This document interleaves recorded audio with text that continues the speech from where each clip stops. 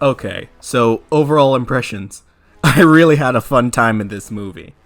There's some awesome kaiju and kaiju fights. It's everything I wanted to see in a Godzilla film, especially the action. Now, I would say that it's more along the lines of a fun blockbuster movie, something like Men in Black or Independence Day, or maybe even the new Jurassic World movies. Actually, you know what? You know the ending scene to Jurassic World where the climax is the two dinosaurs just duking it out?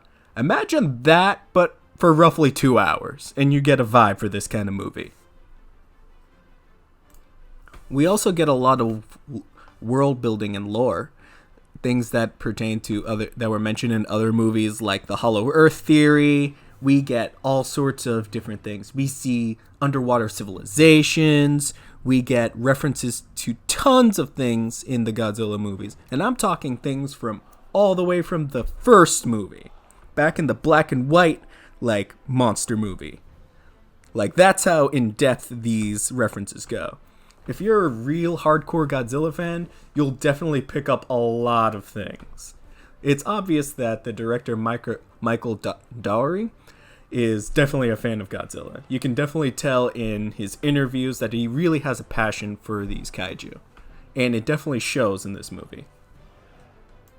I will preface by saying that if you're not a fan of the kaiju genre, or if you're not a fan of seeing two gigantic beings just smack each other around in destroying cities, then this movie might not be for you, but that's sort of like walking into a disaster movie and being surprised when the disaster happens. Like, that's kind of the point, my dude. So as long as you know what you're getting into, I think you'll have a really fun time. Now, I thought that the human drama for a Godzilla film was actually pretty compelling. There's some pretty interesting ideas about environmental subjects and a really strong topic of redemption and the idea of being redeemed for one's past sins or one's past transgressions that I thought was actually pretty potent. I'm surprised that that sort of idea isn't being talked about more. But I think the main message people would take away is the more environmental message, which I don't really see a lot in movies much anymore. It was a very popular topic in the early 2000s and the 90s with disaster movies and movies like Fern Gully and the like, but it seems to have gotten out of fashion as of late. It's still mentioned in movies, of course, the most obvious one being Thanos from Avengers Endgame and Infinity War, obviously, but he was talking more about specifically overpopulation, but not specifically the environment. So to see sort of the idea of the environment discussed again is sort of interesting.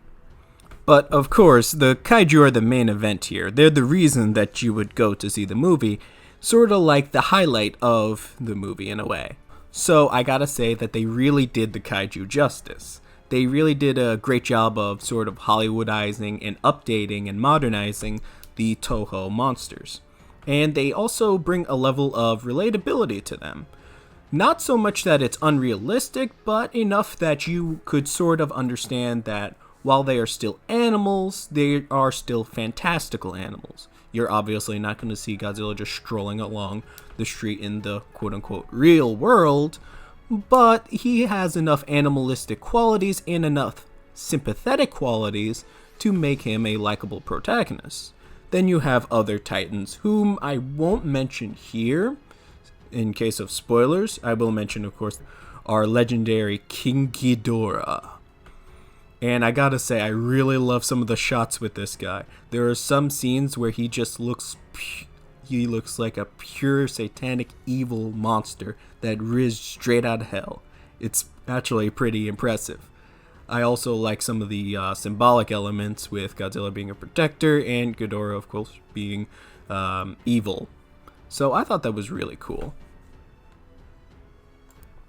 So let's address the elephant in the room. A certain website that has a fruit moniker that has an aggregated score, which shall remain nameless for the duration of this review, has elected not to give this movie the best reviews. Now, I'm willing to fully admit that Godzilla films are not gonna win any Oscars anytime soon, but I will say that I don't think that they are giving this movie a fair shake. I think that this film is definitely very entertaining and definitely very fun, but I can totally understand if this isn't the sort of thing that most audiences would go for. I can totally understand and respect that. But I will say that despite how ubiquitous and how popular and how recognizable Godzilla is, in the West at least, not many people know all that much about him. I mean, if you were to walk through on the street and ask a random person what Godzilla is, chances are they'd say he is a radioactive dinosaur or a dragon. Which is not entirely incorrect, but is like sort of saying that the Hulk is a Frankenstein monster, or saying that Captain America is hopped up on steroids. It sort of loses its grandiosity if you just simplify it like that.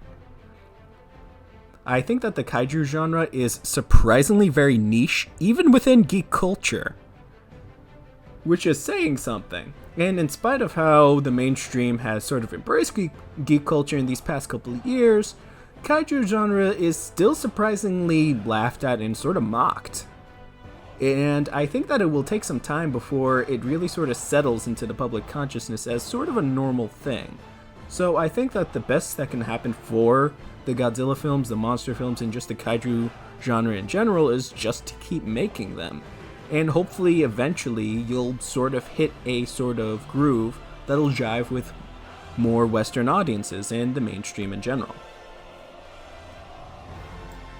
But those have been sort of my thoughts on Godzilla King of the Monsters. I'd love to hear what you guys think down in the comments below. What do you think it would take for the mainstream to really get into kaiju movies? Maybe more monsters, maybe a sillier plot, more and more serious plot? I'd love to hear what you guys think. Also, a like and a subscribe would be appreciated if you happen to like my content. And until I see you next time, Crazy Crew, stay gold.